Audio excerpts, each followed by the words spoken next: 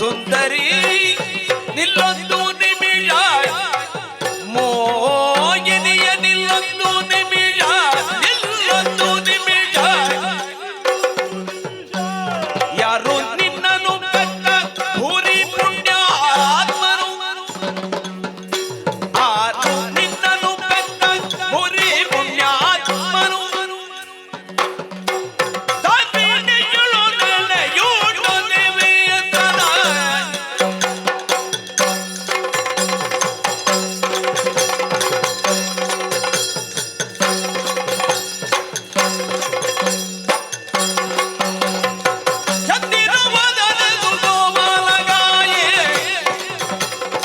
ಸುಂದರಿ ನಿಲ್ಲೊಂದು ನಿಮಿಷ ಮೊಯಿನಿಯೇ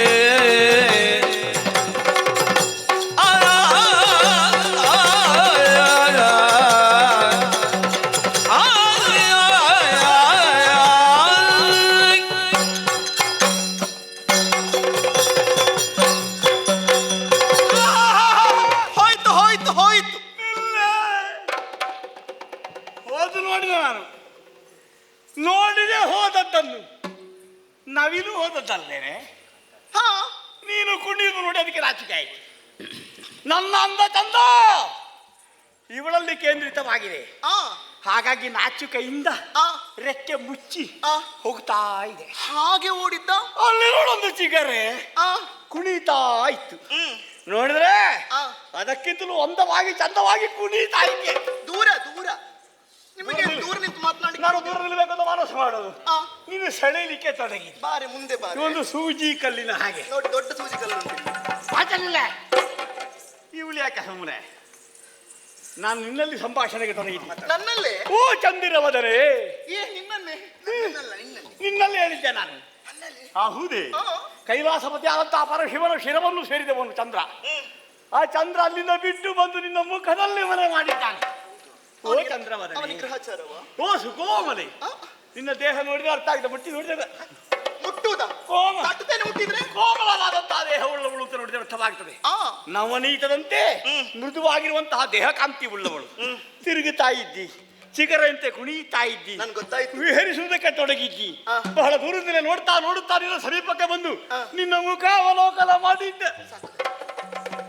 ಇಲ್ಲಿ ಬರ್ಬೇಕು, ಇಲ್ಲಿ ಅಲ್ಲ, ಆಸ್ಥಾನಕ್ಕೆ ಬಂದು. ನೀವು ಸಾಹಿತಿಗಳಲ್ವಾ?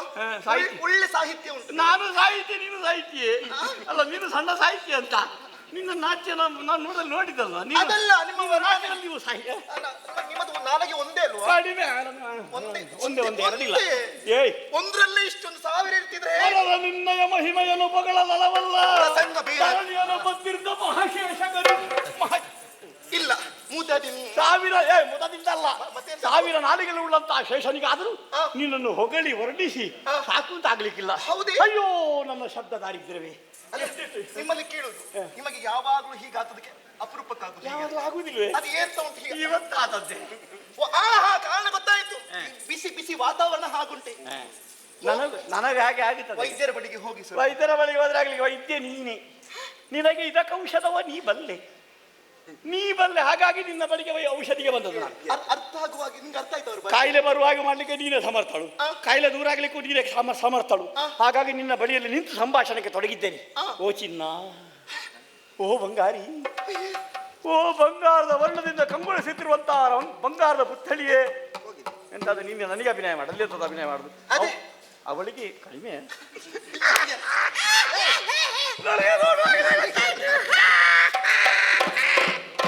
ಈಗ ಅರ್ಥ ಆಯ್ತು ಯಾರಿಗೆ ಕಡಿಮೆ ಅಂತ. ಅರ್ಥ ಆಯ್ತು. ನಾನು ಹೇಳಿಲ್ವಾ? ಎಂತದ್ದು ಪಾಪ ನಿನ್ನ ಯೋಗ ನೋಡ್ಲಿಕ್ಕೆ ಯಾರಿದ್ದಾರೆ ಇವಳ ಜೊತೆಗೆ?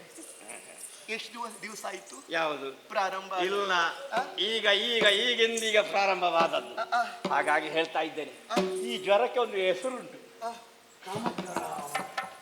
ಕಾಮಜ್ವರ. ನೀನು ಬೇಕು ಅಂತ ಆಗುವಂಥದ್ದು. ಅದು ಏನೇ ಇರಲಿ, ಬೇಕು ಅಂತ ಆಗುವುದಕ್ಕಿಂತ ಮೊದಲಾಗಿ ನನಗೆ ಪರಿಚಯ ತಿಳಿದ್ರೆ ಒಳ್ಳೇದಾಗುತ್ತದೆ. ಯಾರು ನಿನ್ನ ಪೆತ್ತ? ಪೆತ್ತ? ಎಂತದು ಪೆತ್ತ? ನನ್ನ ಹೆತ್ತದನ್ನು ಪೆತ್ತ ಅಂತ ಹೇಳುದಲ್ವೇನೆ? ಹಾಗೆ ನೀವು ದೊಡ್ಡ ದೊಡ್ಡ ದೊಡ್ಡ ಶಬ್ದದಲ್ಲಿ ರೂಪಾಂತರ ಆಗುದದು. ಹಾಗಾಗಿ ಒಂದು ಶಬ್ದ ರೂಪಾಂತರ ಆಗಿ ಬರುವಂತ ಕ್ರಮ ಉಂಟು. ಹೆತ್ತದ್ದು ಪೆತ್ತ ಅಂತ. ನಿನ್ನ ಹೆತ್ತ ಮಹಾತಾಯಿ ಎಂತ ಪುಣ್ಯ ಗರ್ಭಯ್ಯ, ಅವಳ ಹೊಟ್ಟೆ ಎಷ್ಟು ದೊಡ್ಡದು. ಏನ್ ಹಾಗೆ ಮಾತನಾಡುವುದು? ಯಾಕೆ ಮತ್ತೆ ಎಂತದ್ದು? ಹೊಟ್ಟೆ ದೊಡ್ಡದು ಅಂತ ಹೇಳಿದ್ರೆ ಹೊಟ್ಟೆ ಅಂದ್ರೆ ಗುಡಾಣದಾಗ ದೊಡ್ಡದು ಅಂತ ಹೇಳಿದ ನಾನು. ಪುಣ್ಯ ಗರ್ಭ ಅಂತ ಅಲ್ಲಿ ಪುಣ್ಯಗರ್ಭ ಅಂದೆ. ಅಲ್ಲಿ ಶಬ್ದ. ಎಷ್ಟು ವ್ರತ, ಎಷ್ಟು ಉಪವಾಸ, ಎಷ್ಟು ನೇಮ, ಎಷ್ಟು ನಿಷ್ಠೆ ಇದೆಲ್ಲ ಮಾಡಿ ಮಾಡಿ ಪುಣ್ಯದ ಮೂಲಕವಾಗಿ ನಿನ್ನಂತಹ ಒಂದು ಅನಗ್ಯರ್ಥವನ್ನು ಮಗಳಾಗಿ ಪಡೆದಂತಹ ಮಹಾತಾಯಿ ಅವಳಿಗೆ ಇಲ್ಲಿಂದ ಕೈ ಮುಗಿಯುತ್ತೇನೆ. ನಿಮಗೆ ಇಲ್ಲಿಯಾದ್ರೂ ಅಭಿನಂದನಾ ಭಾಷಣ ಕೊಡ್ಬೇಕು, ಮಾತಾಡ್ತಾ ಇರ್ತೀಯ. ಯಾರು ಅಲ್ಲಿ ಮಾತಾಡ್ಲಿಕ್ಕೆ ಆಗುದಿಲ್ಲ ನನಗೆ. ನಮಗೆ ಇಷ್ಟೆಲ್ಲ ಇದ್ರೆ ಸ್ವಲ್ಪ ಮಾತಾಡ್ಲಿಕ್ಕೆ ಆಗ್ತದೆ, ಕಾಳಜಿದ್ರೆ ಆಗುದೇ ಇಲ್ಲ. ಕಟ್ಟಿ ಮಾತನಾಡ್ಲಿಕ್ಕೆ ಆಗ್ತದೆ. ಕಟ್ಟಿ ಕಟ್ಟಿ ಅಂದ್ರೆ ಎಂತದ್ದು ಕಟ್ಟಿ ಕಟ್ಟಿ? ಇದೆಲ್ಲ ಪೋಷಾಕ ಬೇರೆ ಏನೋ ಕಟ್ಟಿ ಅಲ್ಲಲ್ಲ.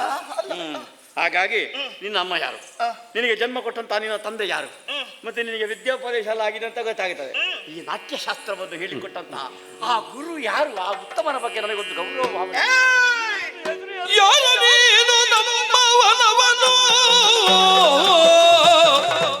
ಯಾರು ಯಾರು ಯಾರು ನೀನು ನಮ್ಮವನವನು, ಈ ರೀತಿಯಿಂದ ಸೇರಿ ತೋರ್ತತನವನು,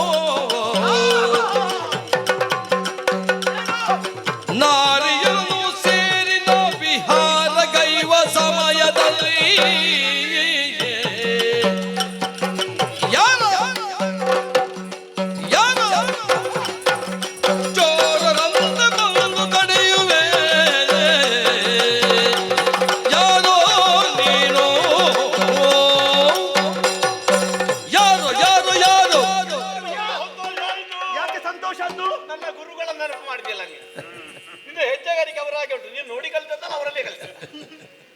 ಅವರಿಗೆ ಹಾಗೆಲ್ಲ ಪಾಠ ಮಾಡೋದಿಲ್ಲ, ವಯಸ್ಸಾಯ್ತು ಅವರಿಗೆ. ಬಹುಶಃ ನೋಡಿ ಕಲ್ತಿರ್ಬೇಕು, ನಾವು ಜೊತೆಗಿದ್ದು ಕಲ್ತದ್ದು ಅವಾಗ. ಆಹಾ ಆಹಾ ಆಹಾ, ಒಳ್ಳೆಯದಾಗಿದೆ. ಹೌದಾ? ಯಾರು ಅದೇ ಅಷ್ಟು ಏರಿಸಲು ಯಾಕೆ? ಯಾರು ಮೆತ್ತಗೆ ಕೇಳೆ. ಯಾರು ಅನುರಾಗ ಮೂಡ್ತವೆ ನೋಡು. ಪ್ರೇಮಿಗಳ ಮಧ್ಯೆ ಹುಟ್ಟಿಕೊಳ್ಳುವಂತ ಒಂದು ರಾಗ ಉಂಟು, ಆ ರಾಗಕ್ಕೆ ಹೆಸರೇ ಅನುರಾಗ. ಅಯ್ಯೇ, ಇದು ಪೂರ್ತಿ ಕೆಟ್ಟಿದೆ, ಪೂರ್ತಿ ಕೆಟ್ಟಿದೆ. ಕ್ರಿಯೆಗೆ ಪ್ರತಿಕ್ರಿಯೆ ಒದಗಿದ ಕಾಲಕ್ಕೆ ಆ ಅನುರಾಗ ಮೂಡಲಿಕ್ಕೆ ಸಾಧ್ಯ. ಕ್ರಿಯೆಗೆ ಪ್ರತಿಕ್ರಿಯೆ ಆದ್ರೆ ಆಗುವುದು ಇನ್ನು ಉತ್ತರ ಕ್ರಿಯೆ. ಭಾವನೆಗಳು, ಉತ್ತರ ಕ್ರಿಯೆ ಭಾವನೆಗಳು ಫಲಕಾರಿಯಾಗಬೇಕು ಅಂತಾದ್ರೆ ಸ್ಪಂದನಕ್ಕೆ ಸರಿಯಾದಂತಹ ಪ್ರತಿಸ್ಪಂದನೆ ಬೇಕು. ಹೌದು, ಆವಾಗ ಭಾವನೆಗಳು ಫಲಕಾರಿಯಾಗುತ್ತದೆ. ಹೌದು. ನಿನ್ನಲ್ಲಿ ಅನುರಾಗ ಮೂಡಿದೆ ಚಿನ್ನ, ಹಾಗಾಗಿ ನೀನು ಯಾರು ಅಂತ ಮಾತಾಡೋದು. ಯಾರು ಯಾರು ಮಹಾನುಭಾವ ಅಂತ. ನನಗೆ ಯಾರಲ್ಲಿ ಹೇಗೆ ಮಾತನಾಡಬೇಕು ಅಂತೆಲ್ಲ ಅಪ್ಪ ಹೇಳಿಕೊಟ್ಟಿದ್ದಾರೆ, ಆಯ್ತಾ? ಅನುರಾಗ, ಧನಾತ್ಮಕ ಚಿಂತನೆಗಳು ನನ್ನಲ್ಲಿ ಯಾವ ಕಾಲಕ್ಕೂ ಮೂಡುವುದಕ್ಕೆ ಸಾಧ್ಯವೇ ಇಲ್ಲ. ಅದು ನಿನ್ನ ಕುರಿತಾಗಿ ಬಾಯಿಗೆ ಬಂದ ಹಾಗೆ ಮಾತನಾಡ್ತಾ ಇದೆಯಲ್ಲ. ನಿನಗೆ ಅದು ಬೇಡ, ನಿನಗೆ ನಕಾರಾತ್ಮಕ ಬೇಡ, ಸಕಾರಾತ್ಮಕವಾಗಿ ಯೋಚಿಸು. ಹೇಗೆ? ಅದೇ ನಾನೀಗ ಹೇಳಿದ ವಿಷಯದ ಬಗ್ಗೆ ಸ್ವಲ್ಪ ಯೋಚಿಸಿ. ನಿನ್ನ ಬಗ್ಗೆ ಸರಿಯಾಗಿ ಅವಲೋಕನವನ್ನು ಮಾಡಿ ನೋಡು. ಹೇಗಿದ್ದೆ ನೀನು ನೋಡುವಾಗಲೇ ಗೊತ್ತಾಗ್ತದೆ. ಪುರುಷ ಪುಂಗವ, ಕರ್ಮ ನಿನ್ನದು. ಪುರುಷ ಪುಂಗವ ಇದು ನಿನ್ನ ಅಪ್ಪ ಹೇಳಿಕೊಟ್ಟದು. ಎಲ್ಲ ಕಡೆ ಇದೆ ಆಯ್ತು. ಪುರುಷ ಪುಂಗವ ಎತ್ತಿಕೊಂಡು ಹೋಗುದು. ನಿನ್ನ ಅಪ್ಪ ಹೇಳಿಕೊಟ್ಟದು ಇದು. ಯಾವುದು? ಗಂಡು ಗಲಿಯೊಬ್ಬ ಕಣ್ಣ ಮುಂದೆ ಬಂದಾಗ ಸೂ ಅಂತ ಹೇಳುದಾ? ಮತ್ತೆ ಹೆಣ್ಣು ಮಕ್ಕಳಲ್ಲಿ ಗಂಡಸಾದವ ಹೇಗೆ ವರ್ತಿಸಬೇಕು ಅದನ್ನು ನನ್ನ ಅಪ್ಪನ ತಿಳಿದುಕೊಳ್ಳಬೇಕು. ನೀನು ಬಾಯಿಗೆ ಬಂದ ಹಾಗೆ ಮಾತನಾಡ್ತೀಯಲ್ಲ. ಮೈ ಕೈ ಯಾಕೆ ಮಾತಾಡುದ? ಯಾರು? ನಿನ್ನ ಅಪ್ಪ? ಇಲ್ಲಪ್ಪ. ಮತ್ತೆ ಹೆಣ್ಣನ್ನು ತಾಯಿಯ ಹಾಗೆ ನೋಡುವವ. ಹೆಂಡತಿಯನ್ನು, ಅವನ ಹೆಂಡತಿಯನ್ನು, ಹೆಂಡತಿ ಅದನ್ನ ಹಾಗೆ ಕಾಣಬೇಕು. ಇನ್ನೊಬ್ಬ ಶೀಲವಂತ ಅಂತ ಭಾವಿಸಿಕೊಂಡು. ಈಗ ಹೆಂಡತಿ ಇಲ್ಲ ಅಂತಾದ್ರೆ ಮತ್ತೆ ಹೆಂಡತಿ ಆಗದೇ ಇದ್ರೆ ಕಾಣುವ ಹುಡುಗಿಯಾದ್ರೆ ಹೀಗೆಲ್ಲ ಮಾತಾಡ್ಬೇಕಾದ್ರೆ ಬಾಯಿ ಮುಚ್ಚು, ಜಾಗ್ರತೆ ಮಾಡಿಕೊ. ನಿನ್ನದೇ ಕೇಳುವುದು ನಾನು. ಏನು? ಇದು ಹೆಣ್ಣು ಮಕ್ಕಳೇ ಸಂಚರಿಸುವವನ. ಯಾರು ಹೇಳಿದ್ದು? ನಮ್ಮ ಉಪವನ. ಅಲ್ಲಿ ಬರ್ದಾಗ್ಲಿಲ್ಲ. ಎಲ್ಲಿ ನಿಂಗೆ ಓದ್ಲಿಕ್ಕೆ ಬರೋದು? ಬರ್ದಾಗಿದ್ದೀರಾ ನೀವು? ಅಲ್ಲಿ ಬರ್ದು ನೋಡು. ಎಲ್ಲಿ ನೋಡಿ ಬರ್ದು ಹಾಕ್ತಾರೆ ನೋಡು. ಅಲ್ಲಿ ಒಂದು ಕಡೆಯಲ್ಲಿ ನೋಡಿದೆ, ಮಹಿಳೆಯರಿಗೆ ಮೀಸಲು, ಪುರುಷರಿಗೆ ಎರಡು ಸರಿಗೆ, ಒಂದು ಗಂಡು ಸರಿಗೆ ಒಂದು ಹೆಂಗು ಸರಿಗೆ, ಎರಡು ವಿಧದ ಸರಿಗೆ. ಇಲ್ಲಿ ಸರಿಯಾಗಿ ಓದು. ಎಲ್ಲಿ? ಇಲ್ಲಿ ನೋಡು.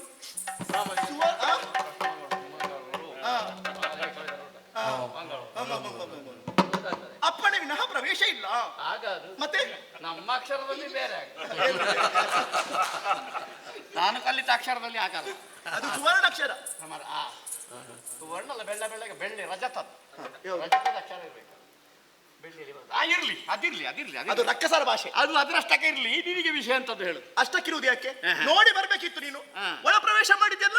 ನನಗೆ ನಿನ್ನ ಸಂಗೀತ, ಕುಣಿಯೋಣ, ನಲಿಯೋಣ, ಆಡೋಣ ಅಂತ ಹೇಳುವ ಕಾಲಕ್ಕೆ ಅದುವೇ ಅಪ್ಯಾಯಮಾನವಾಗಿ ಕೇಳಿಸಿ ನನ್ನ ಕಾಣುವಾಗ ಅರ್ಥ ಆಗ್ತದೆ. ಕಿವಿಯಿಂದ ಕೇಳಿದೆ, ಅದು ಮನಸ್ಸಿನಲ್ಲಿ ಹಾಗೆ ನನಗೊಂದು ಭಾವ ಕೆರಳಿಸಿ ಲಹರಿ ಮೂಡಿಸಿ ನಾನು ಬಹುಶಃ ನಿಮಗೆ ಬಹಳಷ್ಟು ರಾಗಜ್ಞಾನ ಉಂಟು ಅಂತ ಅರ್ಥ ಆಯ್ತು. ಏನು ಸ್ವಲ್ಪ ಸ್ವಲ್ಪ ಕಲ್ಯಾಣಿ ಗೊತ್ತುಂಟು, ಕಲ್ಯಾಣಿ ಗೊತ್ತುಂಟು, ಗೊತ್ತಾಗಿ ಹೀಗೆ ಕೇದಾರ ಗೌಳ, ಮತ್ತೆ ನಾಟಿ, ಅದು ನಾಟಿದೆ ಅಂತ ಗೊತ್ತಾಯ್ತು ನನಗೆ. ಕಾಪಿ, ಅದು ಬೇಗ ಬರ್ತದೆ ಈಗ. ಕೇದಾರ ಕಾಂಬೋದಿ, ಭೈರವಿ, ಸಿಂಧು ಭೈರವಿ, ನಾಟ್ಯ ಗುರುಜಿ, ಆನಂದ ಭೈರವಿ, ನಟ ಭೈರವಿ, ಎಂತದೆಲ್ಲ ಬೇಕು ನಿಮಗೆ. ರಂಜಿನಿ, ಶ್ರೀರಂಜಿನಿ, ಶಿವರಂಜಿನಿ, ಆನಂದ ರಂಜಿನಿ, ಎಂತದ್ದು ಬೇಕು ರಾಗ ನಿನಗೆ? ಯಾವ ರಾಗವೂ ಬೇಡ. ನಿನಗೆ ಬಹುಶಃ ಚಾರುಕೇಶಿ ಆಗಿರ್ಲಿ, ನಿನ್ನ ಕೇಶ ಬಹಳ ಚಂದ ಉಂಟು ನೋಡ್ಲಿಕ್ಕೆ. ಓ ಚಾರುಕೇಶಿ, ಪೂರ್ತಿ ಹಾಳಾಗಿದೆ. ಸೊಂಟ ನೋಡಿದ್ರೆ ಸಿಂಹೇಂದ್ರ ಮಧ್ಯವೇ, ಇದೊಂದುಂಟು. ನಿನ್ನ ಜಡ ನೋಡಿದ್ರೆ ಶಂಕರಾಭರಣ, ನನ್ನ ಮುಖ ನೋಡಿದ್ರೆ ಮುಖ ನೋಡಿ ಚಂದ್ರವಾದನೆ ಅಂತ ಹೇಳಿದ್ರಲ್ಲ. ಅಲ್ಲ ರಾಗ ರಾಗ ನೋಡುವ ಯಾವ್ದು ಸಿಗ್ತದ? ಕಲ್ಯಾಣಿಯ ಮುಖ, ಕಲ್ಯಾಣಿ ಕಮನೀಯ ಕಲ್ಪಲತಿಕ.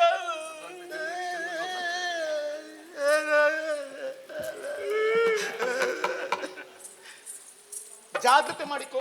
ನಾನು ಸಾಮಾನ್ಯ ಹೆಣ್ಣೆನ್ನುವ ಹಾಗೆ ನನಗೆ ಸಾಮಾನ್ಯತೆ ಬೇಡ ಅಂತ. ಸಾಮಾನ್ಯಳು, ನನಗೆ ಅಸಾಮಾನ್ಯತೆ ಬೇಕಾದ್ದು. ನೀನು ಅಸಾಮಾನ್ಯರು ಅಂತ ಗೊತ್ತಾಯ್ತು, ಹಾಗಾಗಿ ನಾನು ಹತ್ರ ಬಂದ. ನಾನೊಬ್ಬಳು ದೈತ್ಯಪತಿಯ ಮಗಳು. ದೈತ್ಯಪತಿಯ ಮಗಳು. ಒಳ್ಳೇದಾಯ್ತಪ್ಪ. ದೈತ್ಯಪತಿಯ ಮಗಳು. ಎಲ್ಲಿ ದೈತ್ಯಪತಿಯ ಹೆಂಡತಿ ಅಲ್ಲಲ್ಲ ಮಗಳು. ಹಾಗಾದ್ರೆ ನೀನು ದೈತ್ಯಪತಿ ಆದ ನನ್ನ ಹೆಂಡತಿ ಆದ ಆಯ್ತು. ಬಾಯಿಗೆ ಬಂದ ಹಾಗೆ ಮಾತನಾಡ. ಹೆಣ್ಣಾದವಳು ಯಾವತ್ತೂ ಮದುವೆ ಆಗಲೇಬೇಕು. ಏನು ಸನ್ಯಾಸಿನಾಗಿ ಕುಳಿತುಕೊಳ್ತೇನೆ ನೀನು? ಇದು ಸಾರಿ ಹೇಳ್ತಾ ಇದ್ದೀನಿ. ನನಗಿಂತಲೂ ಯೋಗ್ಯನಾದವನು ನಿನಗೆ ಯಾರು ಸಿಗುತ್ತಾರೆ? ಮತ್ತೆ ಅದಲ್ಲ ವಿಷಯ, ನಾವು ಬಯಸುವ ದೊಡ್ಡ ವಿಷಯ ಈಗ. ಮತ್ತೆಂತ ಆಯ್ತಾ, ಮುಗೀತಾ? ಇಲ್ಲ, ನೀನು ಬಂದ್ರೆ ಜೊತೆಗೂ ಮುಗೀತದೆ ಈಗ. ಓ, ಕಾಣ್ತಾ ಇರುವಂತಲ್ಲ ತಾಕುಂಜ ಬಿದಿ ಎಲ್ಲ ಅಲ್ಲಿ ಹರಿಸೋಣ. ಇದು ಇನ್ನೊಮ್ಮೆ ಹೇಳ್ತಾ ಇದ್ದೀನಿ, ಬದುಕುವ ಆಸೆ ಉಂಟು. ನಿನಗೆ ನಾನು ನಿನ್ನನ್ನು ಪ್ರೀತಿಸಿದ್ದೇನೆ ಬಾ ಅಂತ ಕರೀತೇನೆ, ನೀನು ಬರುವುದಿಲ್ಲ ಅಂತಂದ್ರೆ ನಿನಗೆ ಇಲ್ಲಿಂದ ಯಾರಲ್ಲಿ ಎರಡು ಕೈ ಸೇರಿದ್ರೆ ಮಾತ್ರ ಚಪ್ಪಾಳೆ ಆಗುವುದು, ಒಂದು ಕೈಯಲ್ಲಿ ಆಗುವುದಿಲ್ಲ. ಹೀಗೆ ಚಪ್ಪಾಳೆಗ? ಅರೆ, ನನ್ನ ಅಪ್ಪನೇ ಹೇಳ್ತೇನೆ, ಜಾಗ್ರತೆ. ನಿನ್ನಪ್ಪ ನನಗಿನ್ನು ಏನಾಗ್ತಾನೆ ಗೊತ್ತಾ? ಏನಾಗುತ್ತಾನೆ? ನಿನ್ನನ್ನು ವರಿಸಿದ್ರೆ ಮಾವ ಮಾವ ಮಾವನ ಭಯ ಏತಗೆ, ಭಯ ಏಕೆ ಏಕೆ ಏತಗೆ? ಆ ಆ ಆ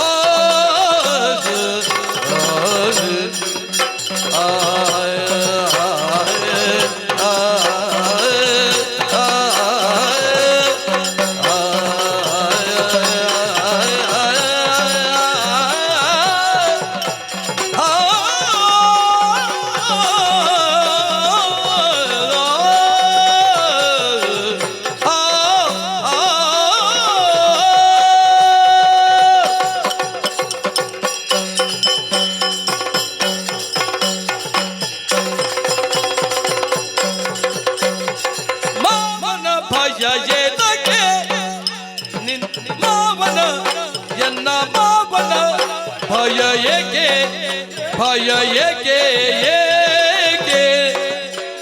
ನೀನೊಲಿದರೆ ನಾವು ಒಂದಾಗಲಿಕ್ಕೆ, ನೀ ಒಲಿದರೆ ನೀ ಒಲಿದರೆ ನಾವು ಒಂದಾಗಲಿಕ್ಕೆ.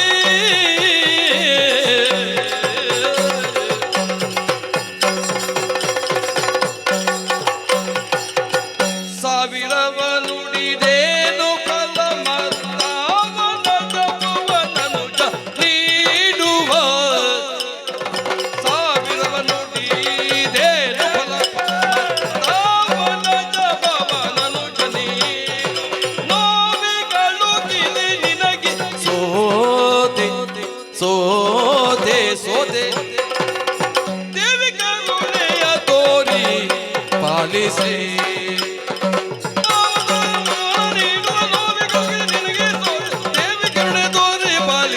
ಭಯವೇ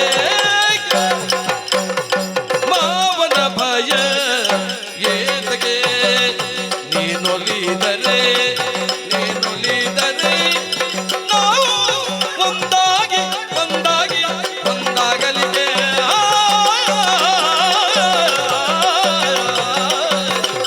ಬಾರೆ